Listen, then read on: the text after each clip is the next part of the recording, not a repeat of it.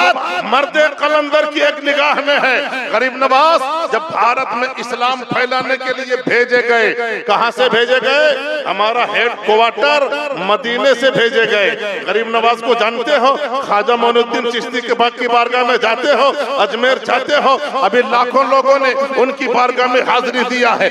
याद रखना, सरकार गरीब नवाज आए नहीं है, हिंदुस्तान में भेजे गए हैं। कहां से भेजे गए हैं? मदीने से भेजे गए हैं। गरीब नवाज का किरदार देखो। राजा ने कहा, वो फकीर क्यों आया है? कहा आया नहीं हूं, भेजा गया हूं। कहा तुमको जाना पड़ेगा। गरीब नवाज ने फरमाया, जाता वो है जो खुद से आता है, मैं तो मदीने से भेजा गया हूं। जोर से बोलो। गरीब नवाज वो है, हर दिन 2 खत्म कुरान करते थे। कितना? जोर से बोलो। 2 खत्म कुरान। सुभान अल्लाह। हमेशा उनकी आंखें बंद रहती, और जब आंखें खोलते सामने वाला काफिर है तो मुसलमान हो जाता, गुनहगार है तो मुत्तकी हो जाता, और मुसलमान है तो अल्लाह का वली बना दिया जाता। ये गरीब नवाज की शान है। इसीलिए तो हिंदुस्तान में भेजे गए। और जब हिंदुस्तान में मेरे ख्वाजा आए, उस वक्त हिंदुस्तान में बड़े बड़े राजाओं की हुकूमतें थी। राजा आगे बढ़ता है। राजा ने कहा, ओ फकीर क्यों आ गए? पृथ्वीराज चौहान की हुकूमत थी। उसने कहा, ओ फकीर क्यों आया है? कहा आया नहीं हूँ, भेजा गया हूँ। गरीब नवाज न तख्तो ताज लेकर आए थे, न लश्कर लेकर आए थे, न फौज लेकर आए थे, न हथियार लेकर आए थे, न असलहा लेकर आए थे, न अपने साथ लाओ लश्कर लेकर आए थे। गरीब नवाज अपने सीने में कुरान लेकर, अपने दिल में अल्लाह की याद लेकर, अपने कल्बो जिगर में नबी की मोहब्बत का चिराग लेकर, खद्दर का लिबास पहनकर, खड़ाव पहनकर, जब अजमेर की नगरी पे आप इल्लल्लाह की आवाज लगाते तो पूरे अजमेर की पहाड़ियां आपके साथ अल्लाह अल्लाह की सदा पे हुआ ईमान है। सुभान अल्लाह, सुभान अल्लाह। मेरे ख्वाजा ने तलवार से मुकाबला नहीं किया, हथियार से मुकाबला नहीं किया, लश्कर से मुकाबला नहीं किया, बल्कि जो लोग मुकाबले में आए वो शेर हो गए। जानते हैं, जब ताकत नहीं चलती है ना, तो दुश्मन ओछी हरकतें करने लगता है। आना सागर के पानी पर पाबंदी लगा दिया, प्रतिबंध लगा दिया। आपका मुरीद आता है, कहता हुजूर गजब हो गया। कहा क्या हुआ? कहा पानी पर पाबंदी लगा दी गई। गरीब नवाज ने फरमाया, इस तारीख इंसानियत में पहली मर्तबा करबला में पानी बंद हुआ था, दूसरी बार अजमेर में पानी बंद हो रहा है। मगर याद रखना, कुछ लोग सोचते हैं करबला में हुसैन मजबूर थे इसलिए पानी खीमे में नहीं मंगा पाए।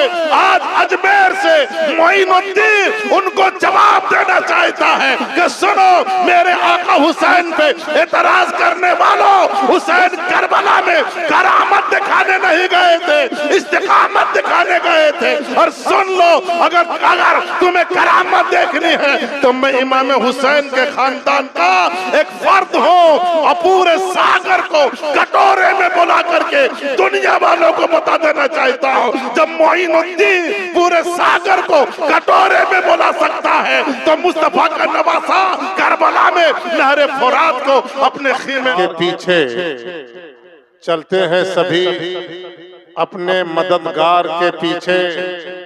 एक मैं ही नहीं, अहमद मुख्तार के पीछे है सारा जमाना, मेरे सरकार के पीछे है सारा जमाना, मेरे सरकार के पीछे। और जितने लोग बैठे हैं उनकी तरफ से ये 4 मिसरे नबी का जिक्र करते हैं। तेरा एहसान है मौला, नबी का जिक्र करते हैं, तेरा एहसान है मौला। हमारे पास बख्शिश का यही सामान है मौला। मदीने की गली को छोड़ दो, जन्नत के बदले में ये सौदा हम नहीं करते, बड़ा नुकसान है मौला। और प्यासे रहोगे, साक़िए कौसर को छोड़कर प्यासे रहोगे, साक़िए कौसर को छोड़कर पी जाओ चाहे सात समंदर निचोड़कर।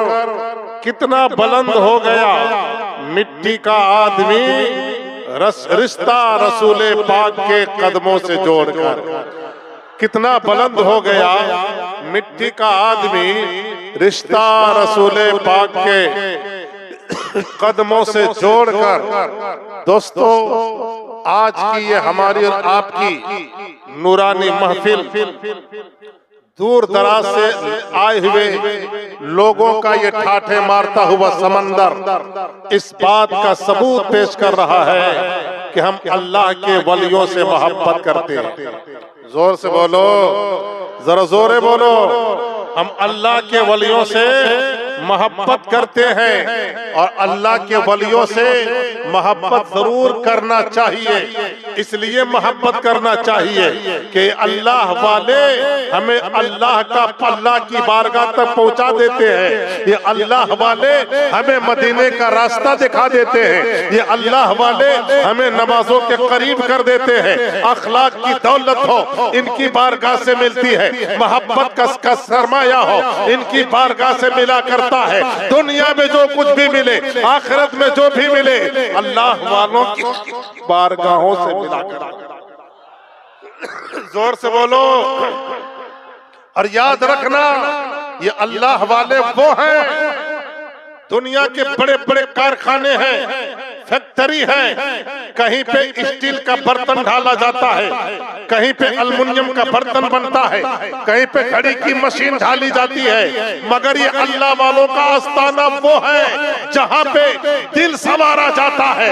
अगर दिल संवर जाए तो याद रखना, ये पेशानी खुदा की बारगाह में झुकने लगती है। अगर दिल संवर जाए तो अल्लाह की याद आने लगती है। अगर दिल संवर जाए तो मदीने वाले से प्यार हो जाता है। अगर दिल संवर जाए तो कुरान और हदीस पर की तालीम पर अमल होना शुरू हो जाता है। इसलिए याद रखना, दिल को संवारने के लिए बुजुर्गों की बारगाह में हमें जाना पड़ता है। दिल को संवारने के लिए कभी ख्वाजा गरीब नवाज की बारगाह में जाते हैं, कभी गौसे पाक की बारगाह में जाते हैं, कभी इमाम हुसैन की बारगाह में जाते हैं, बुजुर्गान दीन की बारगाह में जाते हैं। इसलिए जाते हैं कि दिल संवर जाए, और जब दिल संवर जाता है तो दल संवर जाता है, और जब दल संवर जाता है तो खुदा भी राजी हो जाता है और आखिरत की दौलत भी आ जाती है।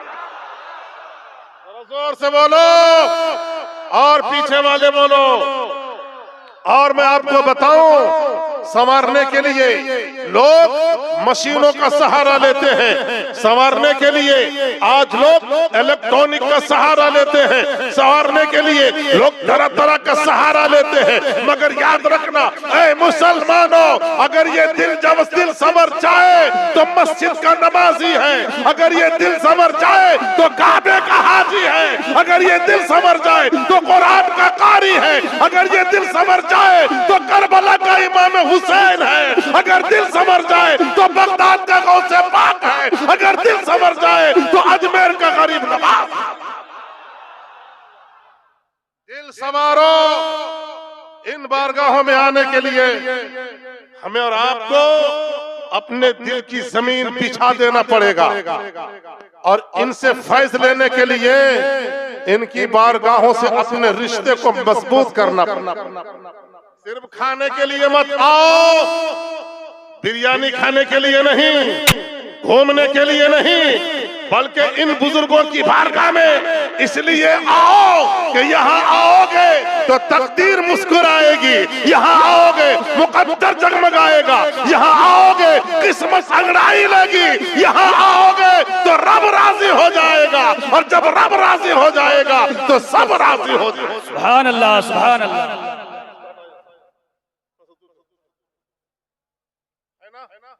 अब मैं आपको बताऊं, हम इसलिए बोल रहे हैं कि ये अल्लाह वाले वो हैं, अल्लाह वालों की बारगाह वो है। क्या आप देखते नहीं हैं हजरत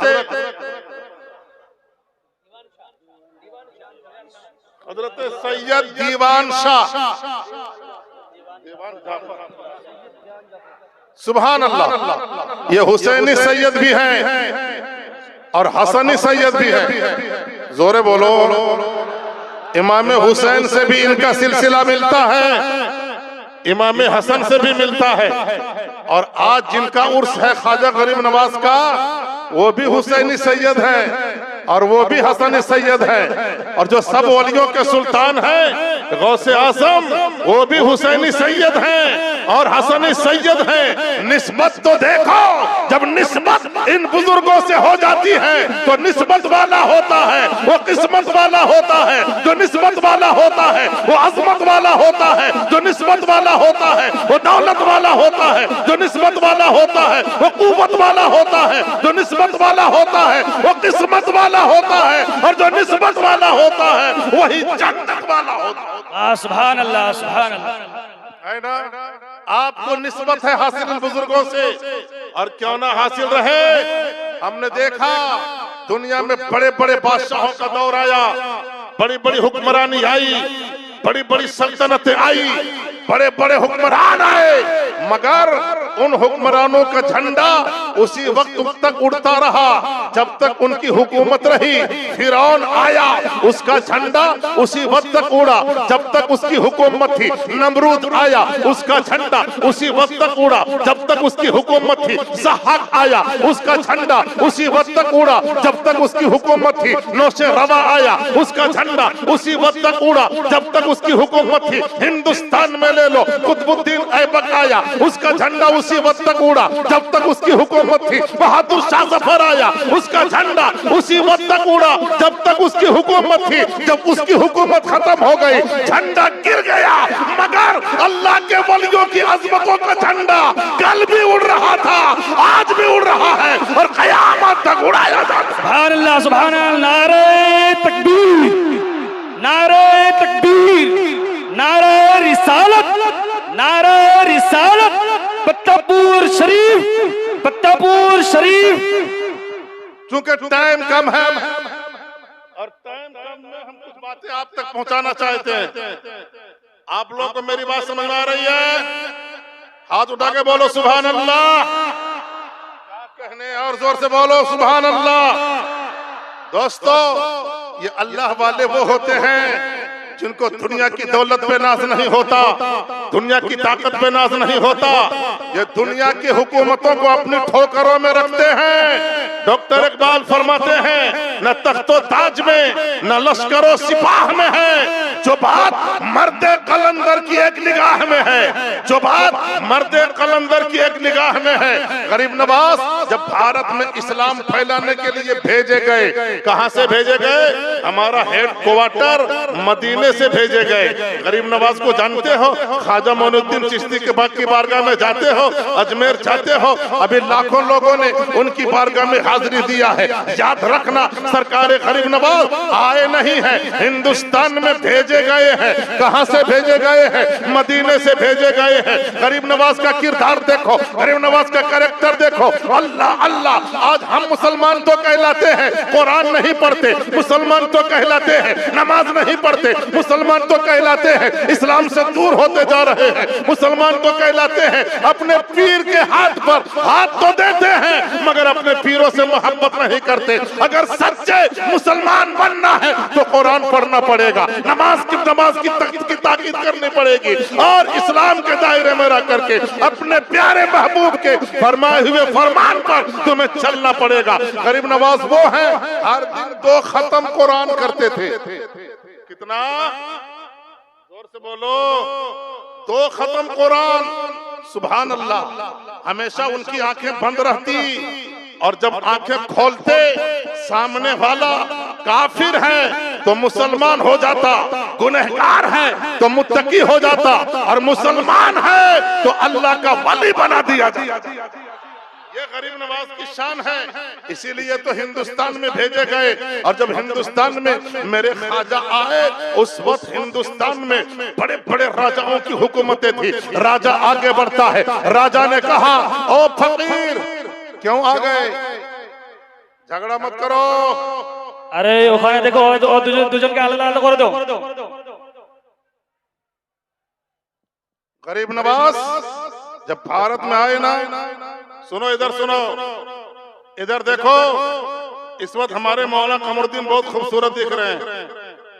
बयान करने वाले, नबी की तारीफ करने वाले उलमा सब खूबसूरत हैं। इनका चेहरा देखो, मेरे सरकार फरमाते हैं जिसने आलिम दीन को देखा उसने मुझको देखा। जोर से बोलो। जो किसी आलिम दीन से मुसाफा करेगा, हुजूर फरमाते हैं उसने मुझसे मुसाफा किया। उलमा को देखो, झगड़ा मत करो। मैं कह रहा था गरीब नवाज जब भारत में आए ना, मदीने से भेजे गए, पृथ्वीराज चौहान की हुकूमत थी। उसने कहा, ओ फकीर क्यों आया है? कहा, आया नहीं हूँ, भेजा गया हूँ। गरीब नवाज न तख्तो ताज लेकर आए थे, न लश्कर लेकर आए थे, न फौज लेकर आए थे, न हथियार लेकर आए थे, न असलहा लेकर आए थे, न अपने साथ लाओ लश्कर लेकर आए थे। गरीब नवाज अपने सीने में कुरान लेकर, अपने दिल में अल्लाह की याद लेकर, अपने कल्बो जिगर में नबी की मोहब्बत का चिराग लेकर, खद्दर का लिबास पहनकर, खड़ाव पहनकर जब अजमेर की नगरी पे आप इल्लल्लाह की आवाज लगाते तो पूरे अजमेर की पहाड़ियां आपके साथ अल्लाह अल्लाह की सदा बुलंद करने पे सुभान अल्लाह है ना। मेरे ख्वाजा गरीब नवाज, जोगी ने कहा, राजा ने कहा, वो फकीर क्यों आया है? कहा, आया नहीं हूँ, भेजा गया हूँ। कहा, तुमको जाना पड़ेगा। गरीब नवाज ने फरमाया, जाता वो है जो खुद से आता है, मैं तो मदीने से भेजा गया हूँ। जोर से बोलो। कहा, तुम ऐ फकीर तुमको किस पर नाज है? गरीब नवाज ने फरमाया, तू कह तुझे किस पे नाज है? कहा, मेरे पास साजो सामान है। मेरे ख्वाजा ने कहा, अगर तेरे पास साजो सामान है तो मेरे पास अल्लाह का कुरान है। उसने कहा, मेरे पास हाथियों का लश्कर है। ख्वाजा ने फरमाया, अगर तेरे साथ हाथियों का लश्कर है तो मेरे पास अल्लाह अकबर है। कहा, मेरे पास आतशी तीर है। गरीब नवाज ने फरमाया, मेरे पास बगदाद के पीराने पीर है, करबला का शब्बीर है। उसने कहा, हमारे पास बहुत सारे सामान हैं। गरीब नवाज ने फरमाया, हमारे सीने में मुस्तफा का दिया में क्या नहीं है। सुभान अल्लाह है ना। मगर एक बात और सुनो, अभी हजरत अल्लामा कमरुद्दीन साहब मिसवाही ने फरमाया ना, अभी का दौर मुसलमानों के लिए बड़ा नाजुक दौर है, बड़ा पुरफतन दौर है, कठिन दौर है, सब्र आजमा दौर है। आज हमारे कुरान की बेहुरमती की जा रही है, कुरान को छलाया जा रहा है, पैगंबर इस्लाम की शान में गुस्ताखियां की जा रही है, नबी आखिरुज़्ज़मा की अज़मतों से खिलवाड़ किया जा रहा है, मुस्लिम पसंदल्ला पे तरह तरह के क्रिटिसाइज किए जा रहे हैं। इस्लाम के शहजादों, खुश हो जाओ, तुम्हारे भाईजान ने, हमारे भाईजान ने, पीर साहब ने, जनाबे पीर रूहुल अमीन साहब ने एक ऐसी तंजीम बनाई है जिसका नाम ऐमा है, ऑल इंडिया एसोसिएशन। एक ऐसी तंजीम बनाई है जिसके प्लेटफॉर्म से तुम्हारे ईमान की भी हिफाजत हो जाएगी, इस्लाम की भी हिफाजत हो जाएगी, और तुम्हारी बच्चियां जो गैरों के साथ भाग करके निकाह कर ले रही है, अगर तुम इससे जुड़ जाओगे तो तुम्हारी बच्चियों का ईमान भी महफूज होता नजर। इसलिए आप जहां पे आए हो ना, रूहानी फैज भी मिलेगा, दीनी फैज भी मिलेगा, और दुनियावी फैज भी मिलेगा। बोलो, जोर से बोलो। और अल्हम्दुलिल्लाह भाईजान की इतनी मेहनतें, आज से कुछ साल पहले मैं यहाँ पे आया था तो मैंने वो चीजें नहीं देखी जो आज मैं देख रहा हूँ। आलिशान मस्जिद, ये सारी इमारतें, ये सारी बिल्डिंगें, ये सारा इंतजाम देखते ही देखते ऐसा लग रहा है कि कल यहाँ जंगल था, आज अल्लाह के वली के कदमों की बरकत से पूरा इलाका जगमगाता हुआ नजर आ रहा है। सुभान अल्लाह सुभान अल्लाह सुभान अल्लाह। है ना। कैसे मैं जरा उसकी एक झलक दिखा दूं, फिर अपने गुफ्तगू को मैं समझ है ना। अरे किधर किधर झगड़ा कर रहे हो तुम लोग यार। सुनो, गरीब नवाज ने अजमेर में मस्जिद बनाना चाहा, आपके मुरीदों ने क्या बनाना चाहा? मस्जिद। मस्जिद का काम शुरू हो गया। अल्लाह वाले देखिए दुनिया के किसी मादी दौलतों के मोहताज नहीं होते, दुनिया के किसी चीज के मोहताज नहीं होते। ये अल्लाह वाले होते जिनकी ठोकरों में जमाना होता है, नजरें नीचे रहती है मगर निगाहें लौह महफूज पे मुफ्ती हुई रहती। ये अल्लाह वालों का आलम ये होता है। आपके मुरीदों ने मस्जिद की तामीर करना शुरू कर दिया। राजा को ये बात मालूम हो गई ना, कहा ये फकीर अब लगता परमानेंट स्टेटमेंट खोज रहा है अजमेर में, अब तो मस्जिद भी बना रहा है, झोपड़ी भी बना लिया।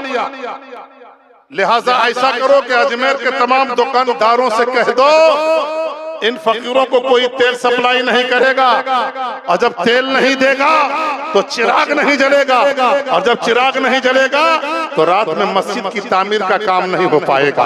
उस फकीर, उस बादशाह ने फकीरों को आजमाने के लिए बहुत सारे तरीके इख्तियार किए। उसने सोचा ये फकीर हमारे चिराग, हमारे तेल का मोहताज होता है और इसके चिराग हमारे तेल के बगैर नहीं जल सकते। मगर सुनो, जब गरीब नवाज के मुरीदीन अजमेर की दुकानों में जाकर तेल मांगने लगे ना, कहा हमें तेल चाहिए, कहा सुनो राजा के यहाँ से हमें ऑर्डर आया है, तुम फकीरों को तेल नहीं दिया जाएगा, प्रतिबद्ध लग चुका है। सरकार गरीब नवाज के मुरीदीन मायूस होकर खाली बर्तन लेकर ख्वाजा की बारगाह में आए। कहा सरकार पहले पानी पे पाबंदी लगी थी, अब तो तेल पर भी पाबंदी लगी है, और जब तेल मिलेगा नहीं तो मस्जिद की तामीर का काम कैसे होगा। गरीब नवाज ने फरमाया चिराग भी जलेगा और मस्जिद का काम भी चलेगा। और जोर से बोलो, चिराग भी जलेगा और मस्जिद का काम भी होगा। का हुजूर कैसे? तेल तो मिला नहीं, दुकानदारों ने देना बंद कर दिया, मना कर दिया, तेल नहीं मिल रहा है, चिराग कैसे जलेगा। अब सुनो दोस्तों, आप जो इतनी मेहनत करके आए हो, दूर दराज से आए हो, मोहब्बत का पैगाम लेकर के जाओ। गरीब नवाज के मुरीदीन ने जब तेल लेना चाहा ना, दुकानदारों ने कहा नहीं देंगे, हम फकीरों को तेल नहीं देंगे। गरीब नवाज के मुरीदीन मायूस होकर ख्वाजा की बारगाह में आए। कहा हुजूर पहले पानी पे पाबंदी लगी, अब तो तेल पर भी प्रतिबंध लग गया, फाइन लग गया, अब कैसे मस्जिद बनेगी? चिराग जलेगा नहीं, मस्जिद कैसे बनेगी? मेरे ख्वाजा ने फरमाया सुनो, चिराग भी जलेगा और मस्जिद भी बनेगा। बोलो जोर से बोलो। यही मैं बात आपको बताने जा रहा था। दूर दराज से आए हो ना, बड़ी मेहनतों के साथ आए हो, बड़ी परेशानियां उठाकर आए हो, पैगाम ले लो अल्लाह के वलियों की बारगाह से, बुजुर्गाने दीन की चौखट से पैगाम ले लो। अपने दिल को मजबूत करो, अपने दिल को संवारो, अपने ईमान को मजबूत करो। ये पेशानी कहीं और मत झुकने दो, ये जब भी झुके तो खुदा की बारगाह में झुके, और याद रखना ये दिल झुके तो नबी की बारगाह में, और सर झुके तो खुदा की बारगाह में। सुभान अल्लाह। दिल में नबी की मोहब्बत हो और पेशानी में खुदा की इबादत, तब सजदा करोगे तभी मजा आएगा। बगैर नबी की मोहब्बत के सजदा करोगे तो फिर इसका अंजाम अच्छा नहीं होगा। मैं आपको बताऊं, गरीब नवाज ने कहा अगर दुकानदारों ने तेल नहीं दिया तो ऐ मुरीदो घबराने की कोई बात नहीं है। आज रात में जब ईशा के वजू के लिए, ईशा की नमाज के लिए मैं वजू करने जाऊं तो आज मेरे वजू का पानी जमीन पे गिरने मत देना, अपने बर्तनों में समेट लेना और उसी पानी को अपने चिरागों में ठाल लेना, और जब ईशा की नमाज पढ़ लो चिराग जलाना, तो आज तुम्हारे चिरागों में अजमेर की दुकानों का तेल नहीं, मोइनुद्दीन के वजू का पानी जलेगा और उससे रोशनी होगी और उससे चिराग लगेगा। दोस्तों ऐसा ही हुआ। जानते हैं गरीब नवाज वजू कर रहे हैं, उनके मुरीदीन आपके वजू के पानी को जमीन पे गिरने नहीं दे रहे हैं। बर्तनों में समेट लिया, अपने चिरागों में ठाल लिया। नमाज हो गई, नमाज पढ़ने के बाद अब चिरागों को चलाते हैं तो अल्लाह का करम देखो, अल्लाह के वलियों की शान देखो, गरीब नवाज का मकाम देखो, रूहानियत का खर्चा देखो, विलायत किसको कहते हैं समझो। जब चिराग जलाया तो सारे चिरागों में रोशनी हो गई, मस्जिद बनने लगी। इधर अल्लाह के वलियों के यहाँ चिरागा हो रहा है और उधर शाही महल में अंधेरा छाया हुआ है। ऐ लोगों, मुझे कह लेने दो, जो वली का हो जाता है या वली का दामन मजबूती से पकड़ ले, ये वली तुम्हें अली तक पहुंचा देंगे और अली तुम्हें नबी तक पहुंचा देंगे।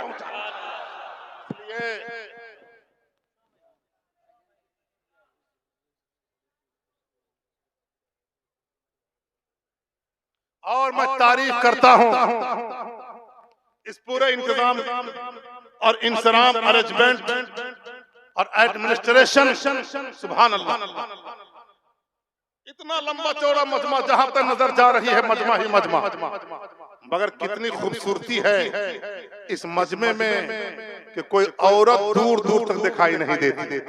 जोर से बोलो सुभान अल्लाह। यही तो अल्लाह के वलियों की बारगाह से पैगाम मिलता है कि तुम अपनी औरतों को पर्दे में रखो। और अल्लाह का शुक्र है भाईजान ने बच्चियों की तालीम के लिए स्कूल का भी इंतजाम किया है, मदरसे का भी इंतजाम किया है। अरे अल्लाह वाले के कदमों के करीब हो जाओगे ना, खुदा की कसम दीन भी मिलेगा, दुनिया भी मिलेगी, आखिरत भी संवरेगी, आखिरत भी निकलेगी, रब भी राजी हो जाएगा, दुनिया की दौलतों से माला माल हो जाओगे। मुसलमानों, मेरे ख्वाजा ने पूरे भारत में 95 लाख लोगों को कलमा पढ़ाकर ये बता दिया है कि इस्लाम तलवार के जोर पे नहीं बल्कि अखलाक के जोर पे पैदा है, मोहब्बत की बुनियाद। सुभान अल्लाह। मेरे ख्वाजा ने बता दिया है। आज मुसलमानों के दरमियान उसी अखलाक को फिर से पैदा करने की जरूरत है। आपस में झगड़े हम करते हैं, एक दूसरे से नफरतें हम करते हैं, लड़ाई हम करते हैं, एक दूसरे से गिले शिकवे हम करते हैं। इतने बड़े दरबार में आकर अगर तुमने अपने सीने में अखलाक की दौलत नहीं पाला, अपने दिल में नबी की मोहब्बत और अखलाक की दौलत नहीं लिया, तो क्या करने आए हो। इसलिए मैं तुम्हें पैगाम देना चाहता हूँ कि इन बुजुर्गों की बारगाह में आओ, दीन तुम्हें मिलेगा और इनकी बारगाहों से का सलीका तुम्हें अता किया जाएगा। और याद रखना, मैं फिर से ये बताना चाहता हूँ, नौजवानों अपने अंदर इनकलाब पैदा करो और ऐमा में शरीक होकर के पूरे हिंदुस्तान को के मुसलमानों को बेदार करने की जिम्मेदारी पैदा करो। नारे तकबीर, नारे तकबीर। औलाद मुजद्दिदुज़्ज़मान, औलाद मुजद्दिदुज़्ज़मान, औलाद मुजद्दिदुज़्ज़मान, सिलसिला फुरफुरा शरीफ, सिलसिला फुरफुरा शरीफ, प्रतापपुर दरबार शरीफ, प्रतापपुर दरबार शरीफ, भाईजान हुजूर पीर किबला। नारे तकबीर।